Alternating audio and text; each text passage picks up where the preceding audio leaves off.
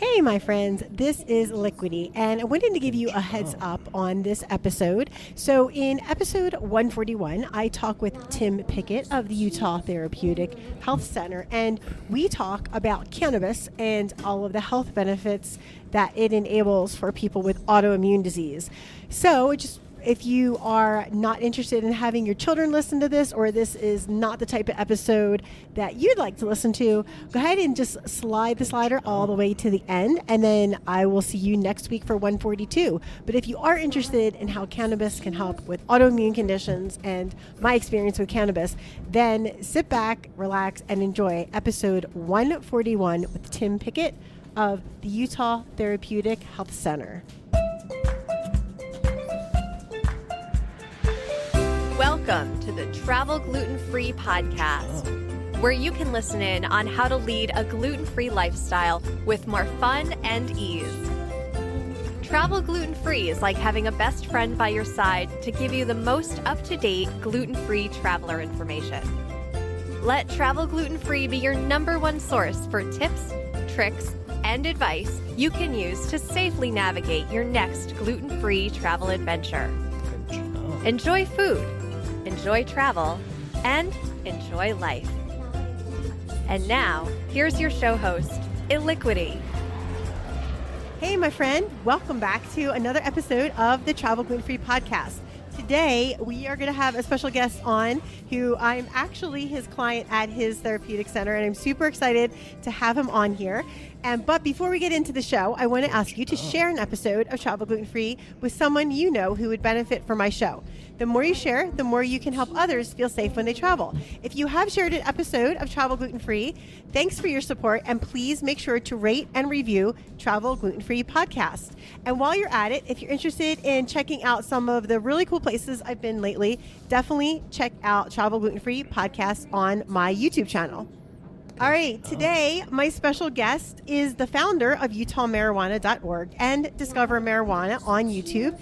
He is also a Pennsylvania native and is living in Utah, just like myself, and he specializes in medical cannabis for people that have qualifying conditions in Utah. He's an avid lover of learning and has worked for 6 years in GI surgery and has dealt with many gut issues with his former patients. He loves to ski and run and watch his kids and hang out with his kids and do fun stuff with his family. So without further ado, I'd like to introduce Tim Pickett from the Utah Therapeutic Health Center. Tim, welcome to the Travel Gluten-Free podcast. Thanks. I'm glad to have this conversation with you. I'm so excited to have you on because one of the things that I noticed but after I've had celiac disease for a while is one of the things that has been bothering me a lot is I've had a lot of really bad joint pain and chronic pain. And one of the things I noticed since I've been taking the medical cannabis in Utah is that a lot of my joint pain is going away, and it is definitely affecting me less on a daily basis than it used to. And so I'm really excited about that, and I want to talk about that in a little bit. But before we jump into using medical cannabis for autoimmune conditions, let's first start out with how you decided to get into medical cannabis, because you are an MD who was a GI MD. A You PA. still are an MD. A PA, a physician assistant. Yep. Okay. So, and you were in just like a regular everyday practice. So how did you go from being a regular PA to being a PA who now takes care of people with medical cannabis? That is a great question. And it started in basically 2019. Before that, I have a personal relationship with cannabis, I guess, like a lot of people do. But in 2019, I was talking to a good friend of mine, Sean Hammond, who's one of the growers in Utah, grows for Zion Medicinal. And we got into these conversations about patients not having access to medical cannabis as the program was developing in Utah. And we saw it as a good opportunity to help people. And I also have some family members and close friends that have had essentially life-changing experiences from cannabis use. And that was kind of the tipping point. So it's a mix of everything. You could say, oh yeah, I was really passionate about cannabis, which I am. And on the other hand, I like doing my own thing and running my own practice. And as a PA, you don't get a lot of opportunities to do that compared to the doctors in Utah. So here's an opportunity where we don't have different education than the doctors, the PAs, the nurse practitioners. Essentially, everybody has no education. And so I can kind of jump into it and be the expert. You can hear that in the background, but it's... Yeah, I know my dog is often on the podcast too. Right? It's just, it is what it is, right? So yeah, I think as we went through 2019, I started to write a little bit on utahmarijuana.org and blog a little bit about it and just start to give people info that this is an alternative. It's just another tool you can use to feel better. Awesome. Yeah, and that's how I love using it. It's such an amazing, great alternative to a lot of the stuff that's out there. So how did you decide on Utah and Salt Lake to start? I mean, you guys were already probably here. So what was the process for opening up your clinic? Because I know there's only so many like clinics and growers that Utah gave licenses for. Yeah, so there are 8 growers. So there's a difference between the growers. There's 8 licensed growers in Utah. You have to have a license to grow medical cannabis. This is different than a license to grow hemp or CBD strains. Then there are retail licenses where you have to have a license to sell medical marijuana or THC products. There are 14 of those licenses in Utah. Both of those are kind of industry licenses. Then on the medical side, you have we are limited in a different way. So becoming a independent practitioner, somebody who sees patients, that's kind of the easy part. You got to get some medical malpractice insurance and a business and hang a shingle, so to speak, and you can start seeing patients. In Utah, the requirements are a 4-hour continuing education class. You have to get a little license to recommend medical cannabis. You can't prescribe it because prescriptions imply an FDA approval. So we are recommending medical cannabis using our First Amendment rights. And once you kind of start down this path, the statute limits us to 275 patients in total that we can make this recommendation to. So it's an extremely limited thing that you can do. So they wrote the law so that they wouldn't have specialists. They didn't want specialists in the state.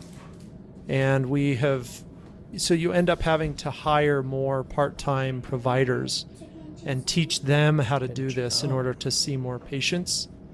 It's not the greatest business to go into when you can only have 275 customers, right? Right? That would be that seems kind of limiting. Business model. And so is it 275 per provider or 275 per company? It's 275 per provider.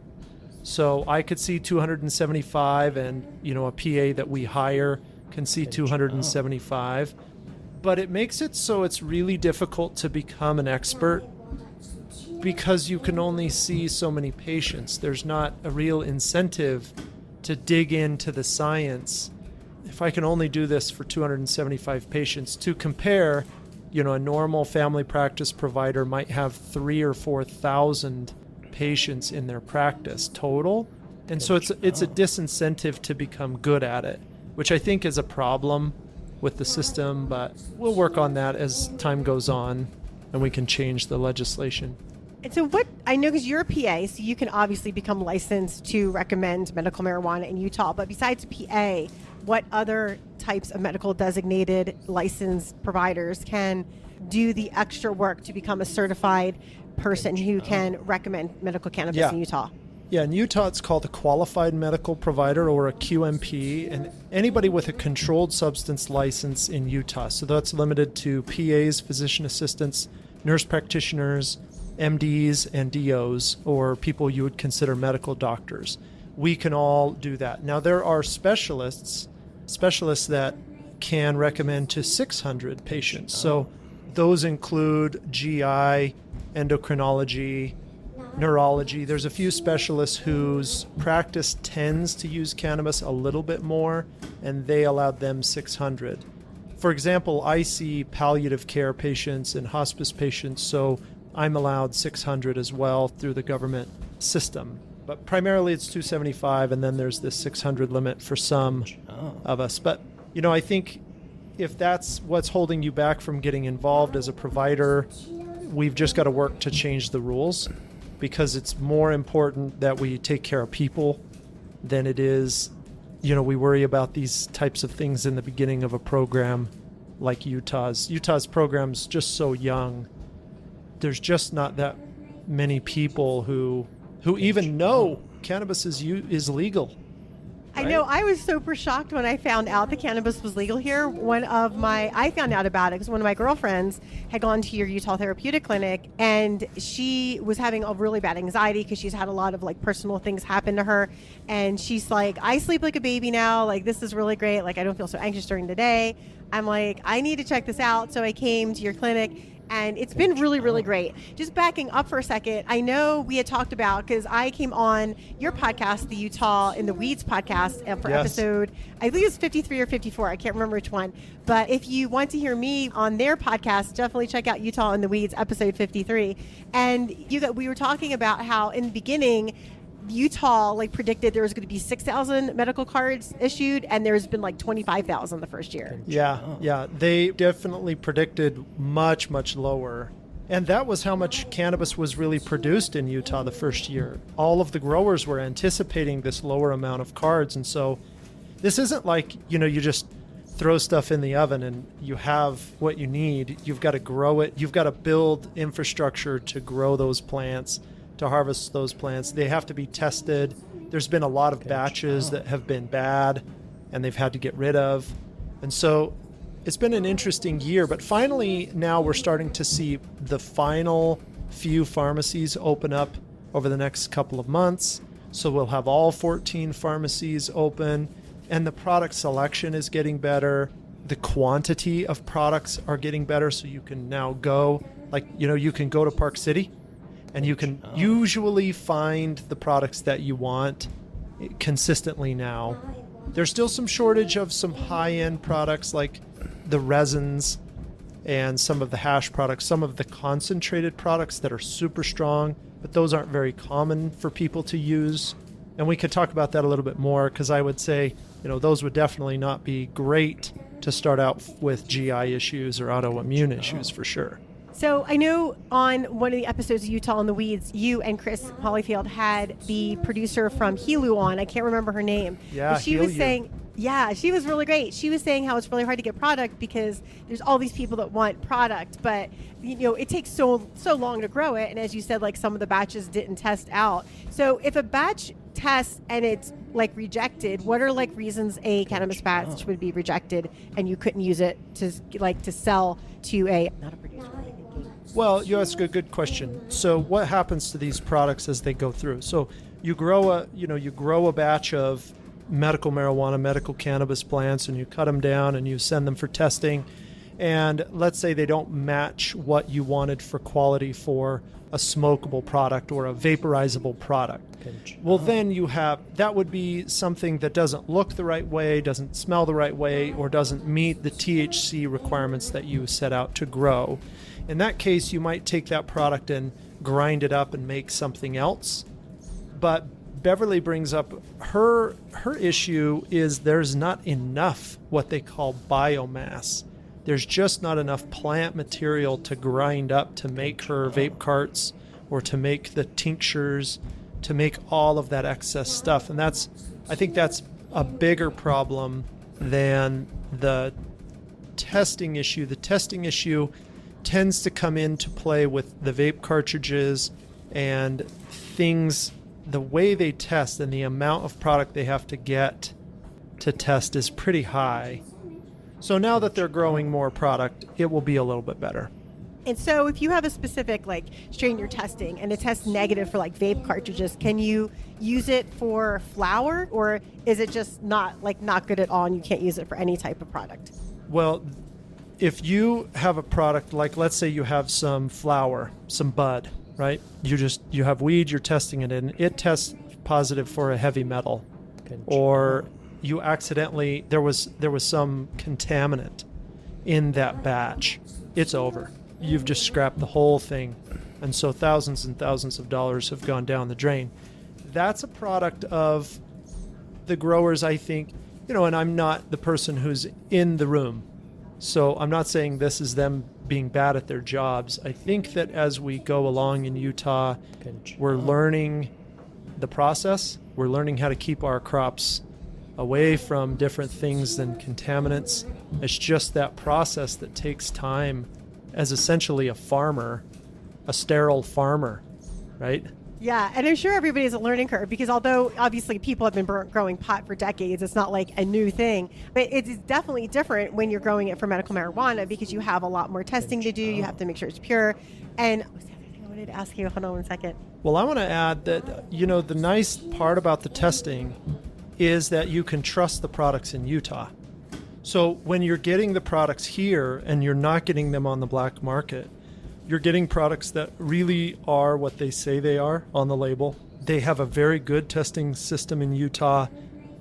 And even like if you go to California, there's a significant number of dispensaries in California that are buying their product through the back door and selling it out the front door and not buying it from reputable licensed growers. And you don't really even know what you're getting in some of the dispensaries in some of these legal states. California has a big problem with that, and I know that Utah did not want that problem. And yeah, so well, that's really dangerous cracked down. because, one of the podcasts I write show notes for was talking about how, back 20, 30, 40 years ago, people just bought, when you bought marijuana, it was marijuana. It wasn't laced with things. It wasn't dangerous. And now you buy stuff on the street and you can literally kill yourself in one dose because of whatever it might be laced with that you don't know, or it's not a pure product, or the list of things goes on. So yeah, that's pretty scary. And it's really nice that Utah is so strict on the standards for the processing and stuff. And the other thing is that I didn't know when I first got into medical cannabis is that the state of Utah limits the number of grower licenses and the number of, so can you talk a little bit about the licensing for growers and how many growers and how many dispensaries Utah can have right now? Yeah, so they started out with the idea to evaluate for 10 grow licenses in Utah, and the state decided to issue 8 grow licenses with the option to issue 2 more later if they need to. Right now, there's about 5 or 6 of the growers who are growing kind of full out. So there's a couple more growers who need to establish their process and build their infrastructure to grow. So we're not even up to speed with that yet, but there are 8 growers in Utah. They have the ability to grow medical marijuana. Then you have 14 issued retail pharmacies. A few of those also have grow licenses. Dragonfly, for example, downtown, they can grow their own, they can process their own, and they can sell their own. Wholesome and Bountiful is another example. They can grow their own product. Beehive, for example, though, and Deseret Wellness, they do not have grow licenses, so they are simply a retail operation. They have to buy their product from the growers and the processors to sell it. So there's a mix of different players in the marketplace, I guess, which should benefit patients because it will increase competition in certain ways, but it also keeps the ability to have kind of tight control by the state for all of these operations because there's not too many operators in the state. It's different than a lot of states. I've heard in Colorado, there's roads where there's 20 dispensaries. Imagine 20 dispensaries down State Street in Salt Lake. Utah's not ready for that. I don't know. I guess I'm ready for it. Just kidding. I don't use it that much. But yeah, no, that was really interesting when I first got in because I thought anybody that applied could do it. But apparently that's definitely not the case. And one of the things, I didn't actually know that there's also some dispensaries that are also growers because when Beverly was on the Utah in the Weeds podcast, she had talked about she also applied to be a grower, but they didn't give her the grower license. They did give her the processing license. The processing license. Yeah, she has a processing license with HealU, and that's JILU. And so that's another player in the space. Those people, those businesses like Beverly's, she has to negotiate to find biomass from one of the 8 growers and then take that product in. She then can process it, make her own products, and then sell those to retail outlets who may or may not be growers on their own in their own right, or they may be just retail operations. So she's kind of in the middle, having to deal with both sides and work that out. She's having some trouble finding enough biomass to, Boojum is another operator like that. They're up in Heber, and they're constantly looking for plants, to make their products. So is Utah going to be issuing any more growing licenses this year? Not this year. They'll look to get all of the 8, from my understanding, talking to the Department of Health, they'll look to get all of the 8 growers up and running at full capacity, then evaluate the market and see the growth of the number of patients, what they're purchasing before they make that decision. They'll try to stay ahead of it. I know that. But I don't think there's no appetite in the legislature to add more pharmacies or dispensaries or add more growers until they're up and running in full. So they want to see the full capacity of what's licensed now before they add some more on. Yes. And they want to make sure that one of the goals of the Department of Health is to make sure that everybody in the state, all 4 corners of the state, or I guess there's 6 corners of the state, isn't there? Yeah, because we had that little We have the little notch. So, yeah, they've got to get all of the people in Utah access. That's one of their main goals. We have access in Salt Lake. We have access in Summit County now with one dispensary. But really, you need to get Iron County more access. You need to get the Moab, that eastern part of Utah, access. That will happen with home delivery, which is starting to get a little more developed. So I know there's a process for the state deciding where the next dispensary is going to go. And so I think, was it like Moab was next on the hit list to get a dispensary? Because that's like pretty far out, but it's a populated enough place where they could get enough business. Yeah, I think there's 3 or 4 counties that are eligible to have this last pharmacy. So this spring they added legislation so they could have a 15th pharmacy focused on a rural area. They're limiting it to these areas. We anticipate that pharmacy will go in Moab because it's the most densely populated of those counties. And then that company will likely have a home delivery system up and down the eastern side of Utah to deliver to the rest of the rural areas. There's a pretty big gap in some of these spaces. The furthest south from the northern dispensaries, Payson is the furthest south, and then you don't have one again until Cedar City. So there's a lot of space between there. There's not enough users to put one in between, but there's enough users that home delivery needs to be a key part of like getting people their medicine. It'll be interesting to see how this all plays out this year and how that works, because there's some problems with home delivery. They don't allow them to take cash in home delivery. You have to pay digitally, and you cannot buy weed with a credit card. So I did not know that. That's why I always have to go to the ATM before I hit the dispensary. Exactly. And it's why most of the dispensaries have the little ATM inside the dispensary, because they can't accept, there's no banking for these companies. So that's a Utah law then? No, that's a federal law. So Visa will not allow, because the banks are multi-state, they can't accept transactions with a federally illegal substance.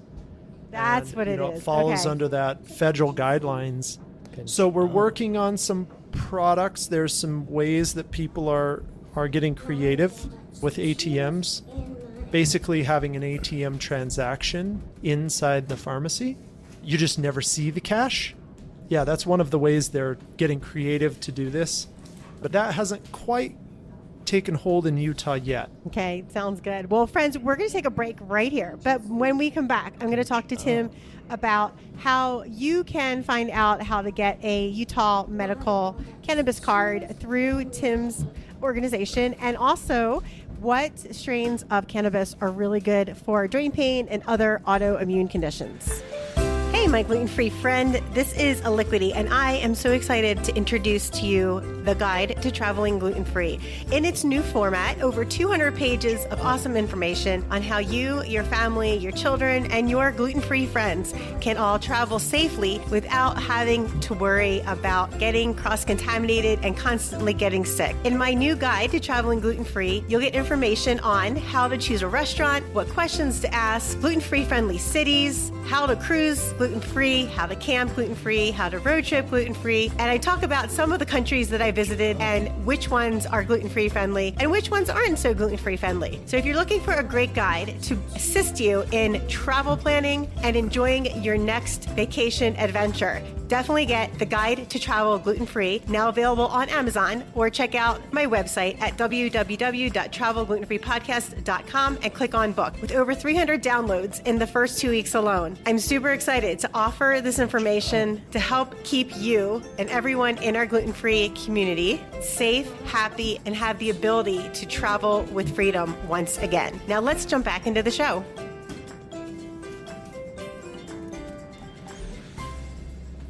All right, so we're back, and I know I have my medical cannabis card. I got it in February, and I know there's certain qualifying conditions, like, so just anybody can't get a medical cannabis card. So on the list of medical qualifying conditions to get a medical marijuana card is HIV, AIDS, Alzheimer's, ALS, sclerosis, autism, cancer, Cachexia.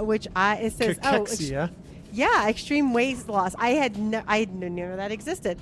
Chronic pain, Crohn's disease, ulcerative colitis, epilepsy, seizure, multiple sclerosis, PTSD, persistent nausea, muscle spasms, terminal illness, and conditions requiring hospice care, and other rare diseases which can be qualified under medical marijuana. So I actually qualified under 3. I think I had to pick one, but it's been really great. So my experience with your place, Utah Therapeutic Health Center, has been really amazing. So to get a medical marijuana card, I just called you guys up, came in for a visit. They did the whole interview process, because you have to fill out all the forms, say what you had, and then you also have to say what you've already tried. So you can't just say, I have PTSD, I haven't tried anything, I'm just going to come in and get medical marijuana. So for me, for my PTSD, I've done psychologists, I've done a few other things, and so since those things did not fix my lack of sleep or whatever, then I was qualified for a medical cannabis card. And that's been really great, because I've been taking medical cannabis to sleep at night, and it's literally the only way I actually do sleep at night anymore, which is really great.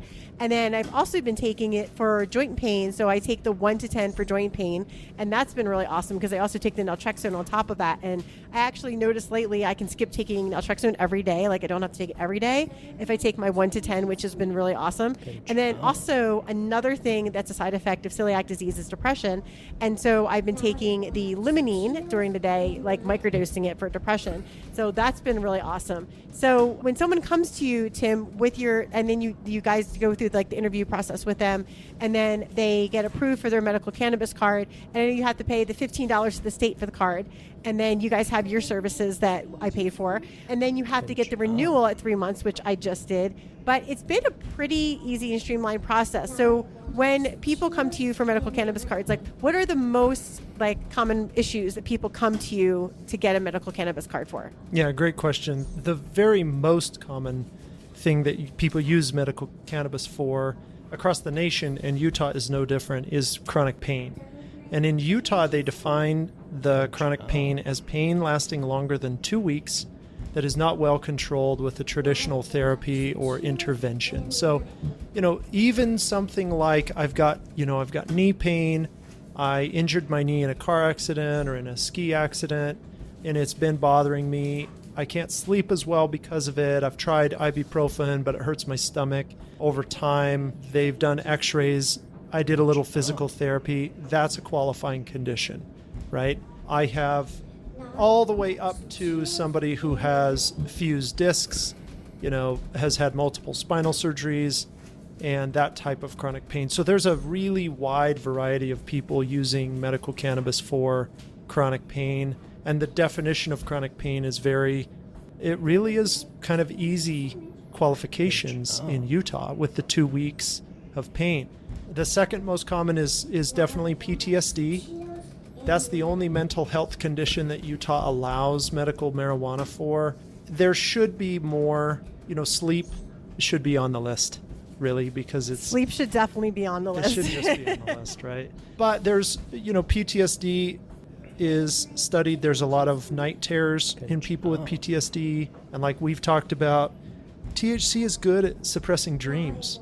So using it to help with those dreams and to help people get to sleep, it's a game changer for people. It's definitely been a game changer for me, because if you're one of my gluten-free friends listening, definitely go back and listen to episode 53, because I definitely suffer from PTSD, from childhood trauma, and I have been through the night terrors and the nightmares and all that crazy stuff. And yeah, it definitely helps, because when I take my indica to sleep at night, I definitely have had a huge reduction in the amount of nightmares and like bad negative things that happen at night, and I feel more relaxed and better during the day. So that's been really great. But what are some, like, I take the 1 to 10 for joint pain, but what are some other like strands or strains of medical cannabis that people have taken for like to control some of their autoimmune conditions, maybe like digestive issues or other things that are really good for joint pain, that kind of thing? Yeah, great question. So there's new research there's two forms of THC. Well, there's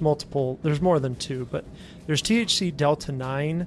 That's the THC that gets us high, right? And then there's THC delta 8, which is derived from cannabis, but it's not found abundantly in the plant when it grows.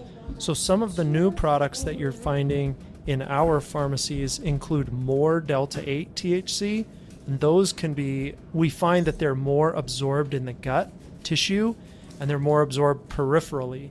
So while they don't get you quite as high, a lot of people don't like to be high, they help with nausea and they help with gut health and this symptom reduction in the gut better than THC delta 9. So we're finding like vape cartridges like Lemon Dream from Zion, Heal You makes one, Forbidden Fruit is another name of a vape cartridge.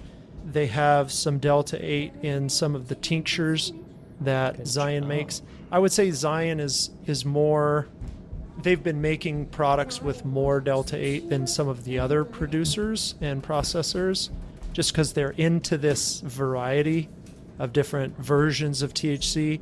When it comes to joint pain and autoimmune type stuff, the terpene profile, which is things like this called beta-caryophyllene, that's a strain that's high in Girl Scout cookies, or it's a chemical high in Girl Scout cookies, the strain. And it tends to be high in Banana Kush, or these Kush strains, or purple strains, or haze. If you hear those names, they tend to be better for pain. And it's because these different cannabinoids are in them and the terpene profiles are in them.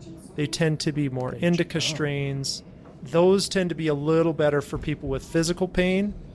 And then the delta 8 seems to be better for that nausea and those gut issues. Now, you can add a little delta 9 in there. It's, some people really like that uplifting effect, right? And I'm not saying that's bad. Everybody's got their own preference. So playing with that and keeping a journal is really important. But those are some of the go-tos when I talk to patients. So just for people who are listening, because I know when I got into this, I was like, there is way so much information, I don't understand it. So I know there's 3 main varieties. So there's the indica, there's the hybrid. So the indica is what I use to sleep, because that's the one that helps you put to sleep. And then there's the indica hybrid. And then what's the other main strain? Yeah, sativa. So you have sativa, which is more, uplifting. I took that this morning and I cleaned my whole house and rewarded myself by eating a whole chicken. That's how I describe it, right? And then you have the hybrid, which is the in-between. And then you have the indica. Now, sativas, because of the way they're chemically, because of the chemical compounds and the variety of chemicals and the percentages, they tend to act just slightly faster. They tend to hit a little bit harder, but they tend not to last quite as long. Indicas, why they help a little bit more with sleep, they tend to come on a little slower, like a slow burn effect. They tend to be more relaxing, and they tend to be better for some pain, but sometimes they're associated with people watching Ferris Bueller and eating popcorn, right? Right, yeah. Always one of the great things about the indica is it does also help with pain, because when I wake up in the morning, my joints generally don't hurt at all, which is really great. Yeah, they're really the best strains for muscle spasticity, like muscle spasms, if you have restless leg or you have back pain and you just need a rest, right? You just need to take a break and get some rest. The indica strains are great. Now, in today's marketplace, almost everything is hybrid because there's been so much crossbreeding of the strains. So you're just having to look for things that lean more indica or lean more sativa. And one of the best ways to do that, frankly, is just keeping a journal. Go down to the dispensary, buy an eighth, don't buy an ounce. Just, treat the dispensary like a convenience store, get what you need, go home, try it, keep a journal. And then over time, you'll find that you like certain effects better than others. You'll find strains that are better for the daytime than the nighttime. You talked about limonene. There's a tincture with limonene. That's a very sativa terpene, and it's very uplifting. Yes, so and I actually use that microdosing during the day. So when my head's in that depression fog and I take 2 drops or 3 drops of that, that's I can tell when it kicks in because it feels like somebody turns my head on. And it's so interesting to hear you talk about that because you're talking about dosing without the high. You're using this in a way that's just getting it on board, just getting it in the bloodstream, as if we're using it for medicine. Yes, right? And that's the main difference. And it was really funny because my older daughter, who, when I told her I got my medical marijuana card, she's like, Mom, you're so lucky. You're just going to be able to sit around all day and be high. I'm like, no, I have to work. So it's not I don't take it to be high. I take it to function on a normal level and actually sleep. Because when I'm not taking, if I don't take my indica at night to sleep, I'll sleep maybe 2 or 3 hours for the rest of the night, and that makes for a really, really, really hellish day during the day trying to work and focus and do anything that requires any type of brain power or focus. And so, having the medical cannabis has definitely been a huge life changer for me. I don't think I could probably work still if I did not have medical cannabis, because that's given me the opportunity to sleep really well, and then I can function during the day. So it's been definitely a game changer for me, for sure. I think it's really important for people to hear stories like that and to realize that we're not in this business to just get everybody high. I get that everybody has their own decisions to make. They have their own, lifestyle. And I'm totally not opposed to somebody using it as medicine all week, and then Saturday afternoon, hey, take that extra 1 or 2, get creative, play the guitar, do something fun, enjoy yourself. That's part of life. And that's part of using what we have around us to, essentially, we're taking advantage of the plant medicine around us to do what we want to do and to feel better. And if Saturday afternoons, that's how you play it, that's totally okay with me. It's just that we need to do more education on how to use it wisely, I think, so that people aren't just thinking that that's all we get out of it is just we're just getting people high, because there's just a lot to it. There's a lot more to it. So in our condition, in our situation, we spend a lot of time educating, and we spend a lot of time writing content at utahmarijuana.org and doing the YouTube videos on Discover Marijuana, that YouTube channel. We talk a lot about it on the podcast, Chris and I, because that's what ends up being the most important and reaching more and more people to really just destigmatize it, so that you don't have to, in 10 years, hopefully, when we talk about medical cannabis, we talk about marijuana, we're not getting that immediate response, oh, you're just getting high all day. Well, yeah. And quite honestly, I tried several different medications to sleep, and I think I've tried a couple different antidepressants. And the prescription stuff is usually addicting. It doesn't work very well. You have really bad side effects. I remember the one, I think it was Lunesta, that I took at night, and I woke up in the morning and I felt the only reason I did not get sick was because I actually had some Zofran, which is the prescription stomach medication, to take, but I was sick all day. I can't function like that. Like, that's not something I can live with on a daily basis, is feeling sick 24/7, like feeling nauseous all the time. Like, nobody wants to feel like that. So I love it because, yeah, like sometimes I do feel like if I take a little too much, I'll feel like a little high, but like that's a way better feeling than feeling sick all day, or feeling like your head's in the complete fog all day, or like, pick one of the side effects that you get from prescription drugs. I mean, besides the fact that opioids are all addicting, and I think it's like 80%. So the recovery center that I write podcast show notes for, they said 80% of the people who are in there started off on opioid drugs. So, and it's for like people just taking it like, like you said, knee surgery, and they take opioids because that's what doctors prescribe, and they get hooked on them. And then from there, they take other stuff. And so it's a way better option than what's out there as far as side effects, and it's not addicting and things like that.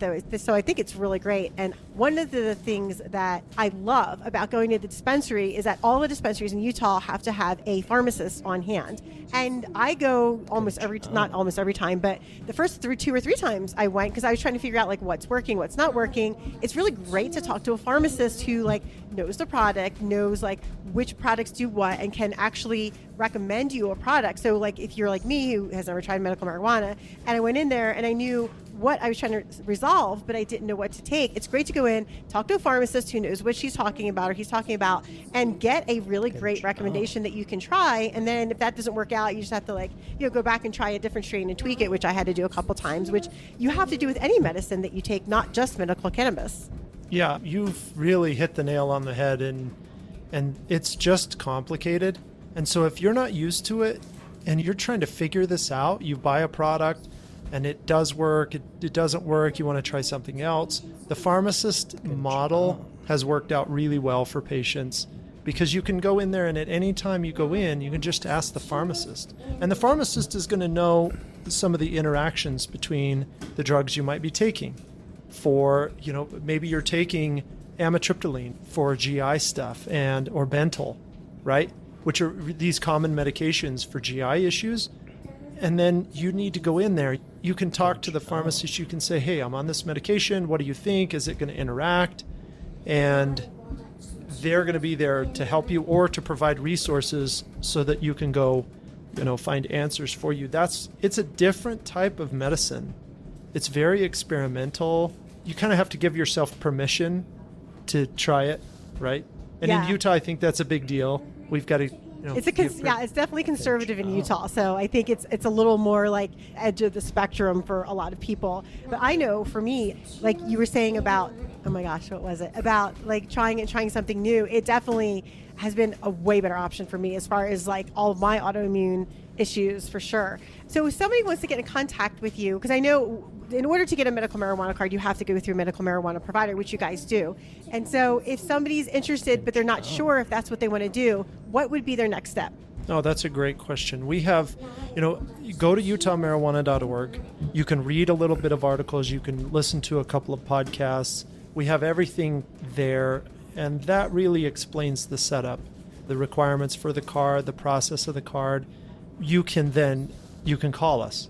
You can schedule an appointment. You can fill out all the paperwork. You can come down. You can meet with a qualified medical provider. And if it's not right for you, there's no charge. We're here to educate.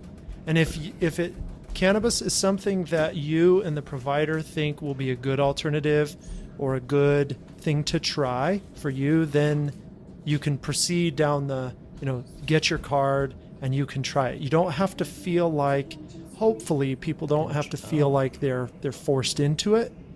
Hopefully we're providing a service in kind of a non-intimidating way too. We really try hard not to, you're not going to walk into a clinic full of stoners. Don't worry. This is a medical clinic. We're all professional providers. We abide by HIPAA, all of the things, of normal medicine. We just listen to our patients and we collaborate with our patients. We make decisions with our patients about what they should and shouldn't be doing. We don't make decisions for our patients. Yeah, I really liked that when I came in, because I noticed my medical provider at your clinic is Austin, and he was really great about answering all my questions. He's like, do you have any other questions? Like, have you tried this? Have you whatever? And so he's really great at like getting suggestions and then answering all my questions, like no matter, and I always have a ton of questions because I'm the person who's always asking the questions that nobody else asks. But he was like super patient, like very great, like didn't ever like not answer my question, or like I never felt like I was being just like pushed out really quick or anything. Like I felt like it was like a great amount of time for my visit, and I had all my questions answered, and it was really great. Like everybody's been so supportive at your clinic. And I want to tell my gluten-free friends that you have a special. So if somebody wants to come into your office and they want to get their medical marijuana card, you are offering a special discount for Travel Gluten-Free listeners. So would you like to tell the listeners a little about the discount you'd like to offer them for your clinic? Yeah, absolutely. Travel Gluten-Free is the coupon code. So if you go to utahmarijuana.org, click the reserve link, or you call us and you just mention that you heard us here talking about this on the Travel Gluten-Free podcast. The code is Travel Gluten-Free, and it will be 10% off any new patient visit, new patient evaluation. So the cost, so our normal fees are $250. That includes it's essentially joining the club, so to speak, right? You get an evaluation. We walk you all the way through the card process. We take care of your 90-day renewal for free. We check in on you. That's all included. You can visit with me if you need to. You can visit with our other providers, really as much as you need. We don't charge extra for any of these other visits. But if you use that coupon code, that'll save you an extra $25 off that first visit. Yeah, and that's really awesome. And for people who are like, well, I have medical insurance, I might go to a regular medical provider. I have medical insurance, but I decided to go with you guys because it was just much easier to get my medical cannabis card through the Utah Therapeutic Health Center. And like paying $250 to be pain free and to be able to sleep is a no-brainer for me. Like, there's nothing in the world that could have substituted me being able to sleep. So it's been really great, and I loved it. And so, Tim, I know you have 4 locations. So can you tell us what are your 4 locations that people can come and visit you at? Yeah, we have a location in downtown Ogden on Grant. We have a location that is in the same building as Wholesome Cannabis Co. in Bountiful, Utah. We have a location in Mill Creek on 39th South, 7th East. That's a great location to go. We have a location in West Valley, right across the street from Beehive Pharmacy. And we also opened up our 5th location in Provo. So if you need to be seen in Utah County or South, that's on Draper Lane. That's in the same building as Deseret Wellness in Provo. So we like to be close to the pharmacies. We think it's a great integration so that people can come, they can talk to us, they can get all their questions answered by us. If we can't answer the question, the pharmacy's right there. And so it's a good mix. And like you say, if you have insurance and your provider is somebody who doesn't like medical cannabis, or they're not comfortable with it, and you want to go see somebody who knows a little bit more and can walk you through the process, come see us. Well, I'm not opposed to insurance. I want to bill insurance just like everybody else.